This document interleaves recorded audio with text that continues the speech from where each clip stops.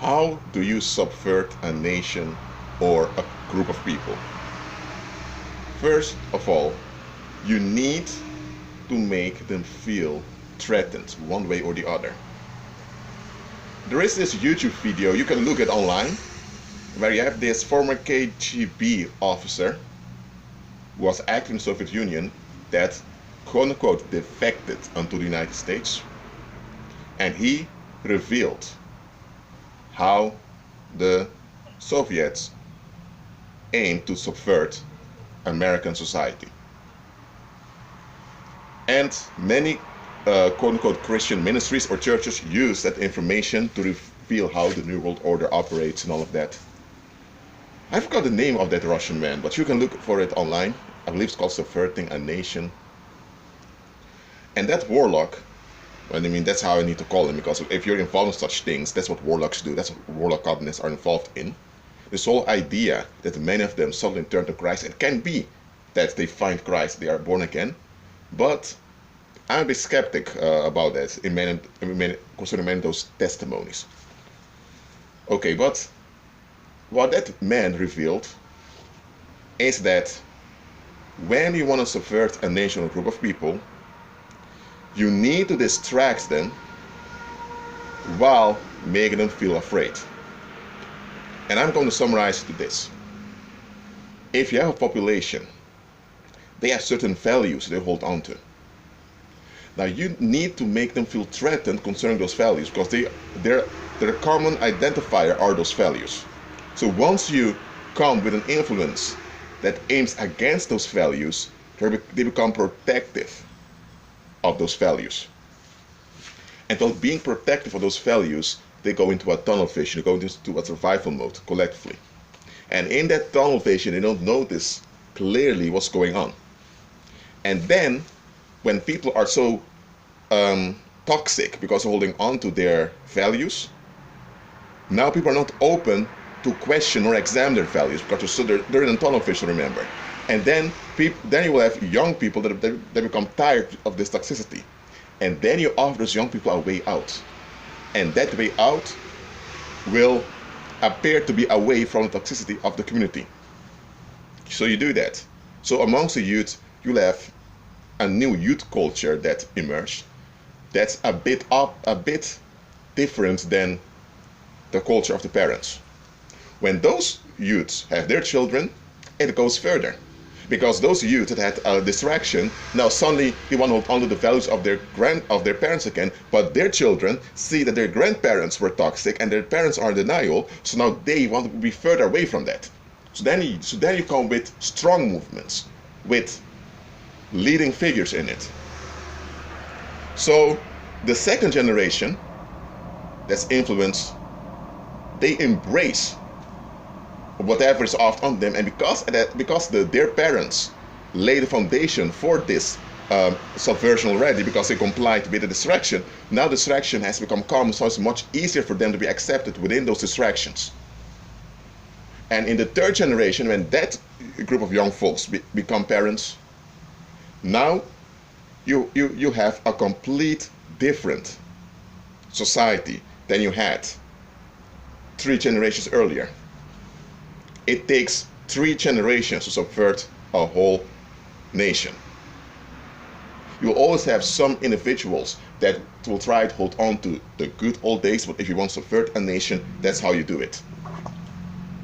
And I'm an anthropologist, so what that man said on in that video is from the I'm not sure if it's from the 1990s or anyway, it's an old footage. But when I saw that footage on YouTube, I knew this man has knowledge.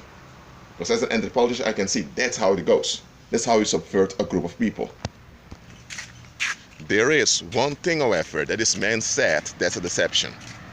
Because that's how deceivers work. They give you true facts that will often open your eyes, but at the same time, they will promote some deception to keep you trapped. He promoted this deception of free will, saying that you can't subvert someone unless he wants to be subverted. That's not true. Subversion can happen to you without you being aware of it. When you were deceived, while growing up as a child, did you choose to be deceived? Did you choose to be deceived? I mean, did you say to yourself, I want to be deceived? No, you were a kid. You didn't know any better. So you were deceived. The same way that you can be deceived and tricked, you can be subverted. So when those agents leak out information, when they declassify data, take it into context, because when they declassify something, the facts will be revealed, but often they will leave out the Christ-centered context. So if you take out the declassified data without examining it, you'll be led into another deception. Because here's the trap of subversion. It's not the how would I say? It's not the fall of the culture that's the biggest threat. The threat is that people won't hold on to the old without examining the old, and it's that holding on to the old that causes the fall of that culture.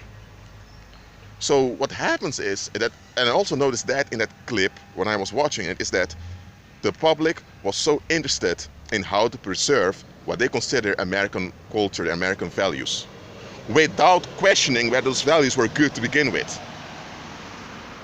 So they were in a bad context, and they were being led to worse.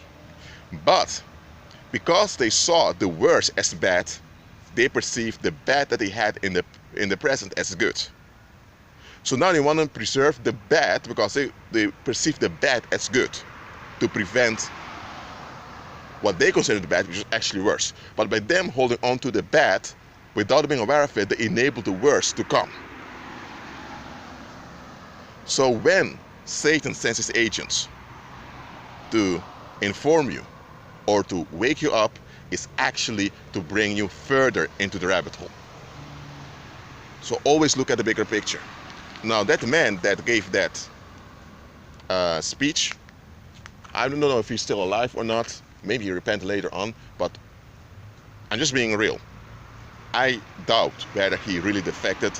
I doubt that he was really sincere. Because that's is what also happens. Shadow government will send people who so-called left the dark side, quote unquote, so-called people that had an experience with God. But it's not true. You have a lot of false Christian testimonies out there. You have a lot of false truthers out there who claim to be outsiders. We used to be insiders, but it's not true. They're still insiders, but they pretend to be outsiders. They pretend to be on the side of the people, so they can lure people in the same trap. They're a controlled opposition. Just realize that when you hold onto the bad, thinking it's good, you're enabling the worse. So always look at the bigger picture, examine the context. Be at peace.